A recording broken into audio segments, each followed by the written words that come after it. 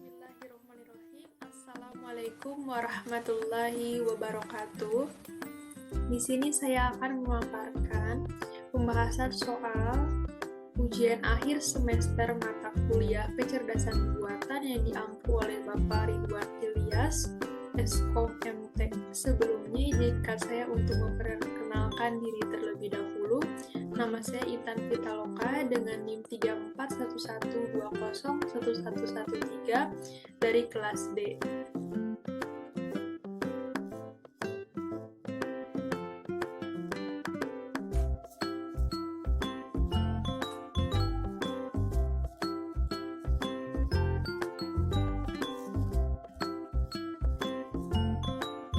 Oke, di sini ada materi pembahasan yang akan kita bahas. Yang pertama itu ada bab searching, yang kedua ada bab logika, dan yang terakhir ada machine learning. Di sini kita masuk ke bab yang pertama dulu, yaitu bab searching, di mana searching dalam AI atau Artificial Intelligence adalah salah satu metode penyelesaian masalah dengan pencarian solusi pada suatu permasalahan yang dihadapi. Terdapat 4 kriteria yang menjadi ukuran algoritma pencarian, yaitu yang pertama, completeness. Apakah algoritma pasti dapat menemukan solusi? Lalu yang kedua itu ada time complexity. Berapa lama sih waktu yang dibutuhkan untuk menemukan sebuah solusi?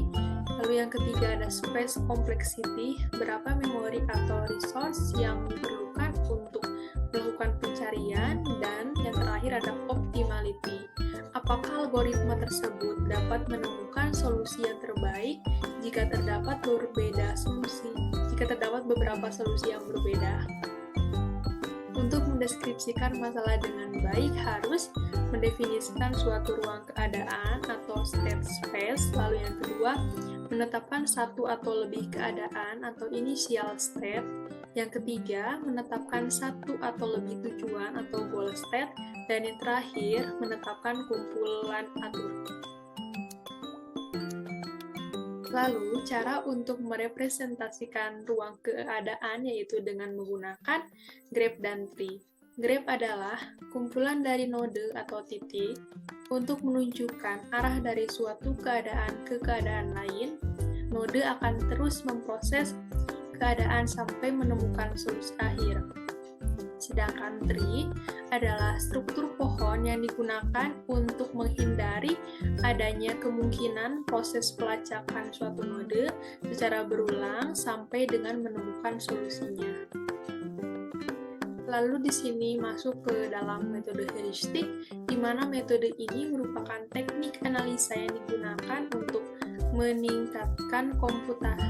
meningkatkan kinerja melalui komputasi yang melakukan suatu pencarian dengan mengorbankan kelengkapan atau completeness, di mana digunakan untuk mencari masalah atau problem untuk mendapatkan solusi yang diinginkan.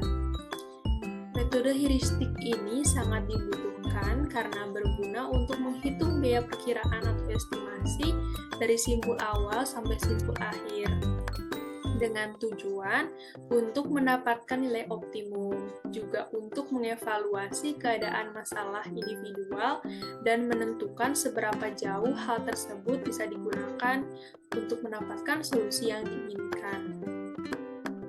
Lalu, di sini kita akan masuk ke dalam algoritma simulated annealing, di mana algoritma SA ini adalah salah satu algoritma yang digunakan untuk penjadwalan atau schedule, tetapi bisa juga digunakan untuk pencarian jalur. Di dalam simulated annealing ini terdapat 4 komponen yang harus dirancang secara hati-hati, yaitu yang pertama adalah representasi permasalahan ke dalam suatu solusi, lalu proses modifikasi solusi ke dalam solusi baru. Yang ketiga, fungsi evaluasi atau fungsi objektif yang dapat menyatakan baik buruknya suatu solusi terhadap permasalahan. Dan yang terakhir, jadwal penurunan suhu atau annealing schedule. Di sini kita masuk ke bab yang kedua, yaitu bab logika. AI dapat melakukan salah satu dari keempat faktor berikut ini. Yang pertama ada acting. humanly, di mana sistem bertindak seperti layaknya manusia. Lalu yang kedua ada thinking humanly, yang mana sistem bisa berpikir secara manusia. Yang ketiga ada think rationally, sistem bisa berpikir secara rasional.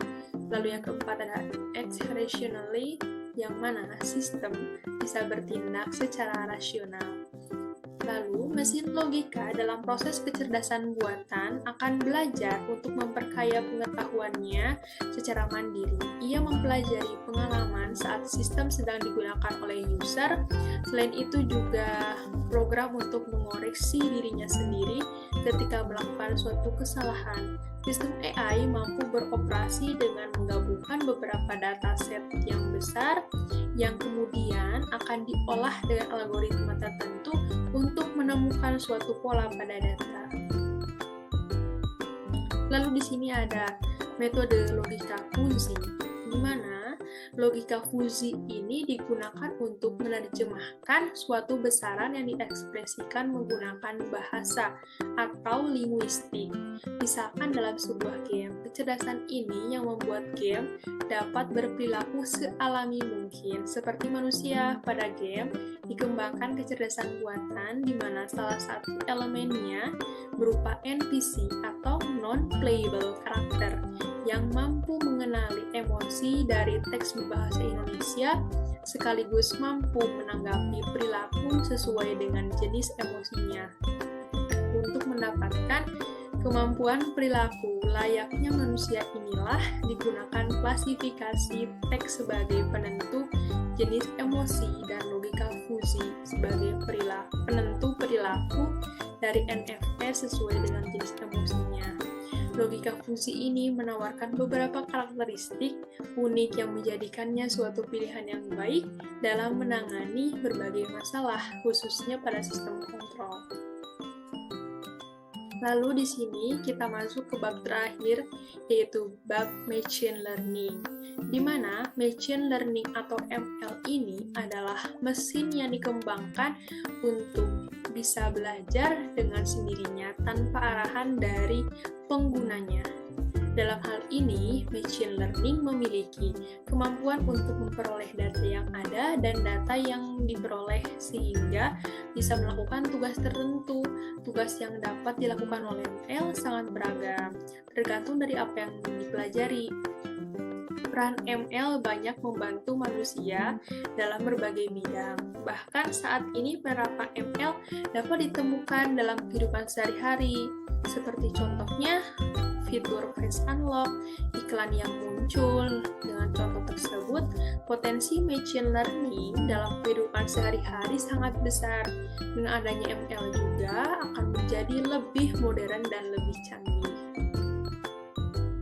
Lalu, di sini ML memecahkan masalah yang tidak dapat diselesaikan hanya dengan cara numerik. Terdapat dua mekanisme pembelajaran dalam machine learning, yaitu supervised learning atau pembelajaran yang diawasi dan unsupervised learning yang tidak diawasi. Memang, tidak semua masalah bisa dipecahkan dengan program machine learning, tapi seringkali algoritma yang bersifat kompleks ternyata bisa dipecahkan dengan mudah oleh machine learning. Beberapa contoh program berbasis machine learning yang digunakan dalam kehidupan sehari-hari adalah mendeteksi spam, mendeteksi wajah, rekomendasi produk, asisten virtual, mendeteksi penipuan, dan lain-lainnya. Salah satu teknologi kecerdasan buatan yang dibuat dengan pendekatan machine learning adalah Google Search Auto Suggest. Pastikan kita semua menyadari bahwa dalam Google Search Bar memiliki fitur Auto Suggest atau Auto Complete, di mana melalui fitur ini kita mendapatkan rekomendasi kata atau frase bahkan sebelum kita selesai mengetiknya loh. Misal kita mengetik kata tempat rumah makan, maka Google akan memberikan rekomendasi tempat rumah makan terdekat, tempat rumah makan di Bogor, dan seterusnya, seperti yang terlihat di gambar ini ya. Hebatnya lagi, rekomendasi ini bisa akan berbeda-beda tergantung histori dan preferensi kita. Proses rekomendasi melalui autosuggest ini merupakan salah satu contoh penerapan machine learning. Mungkin cukup sekian yang dapat saya sampaikan, kurang lebihnya mohon dimaafkan. Wassalamualaikum warahmatullahi wabarakatuh.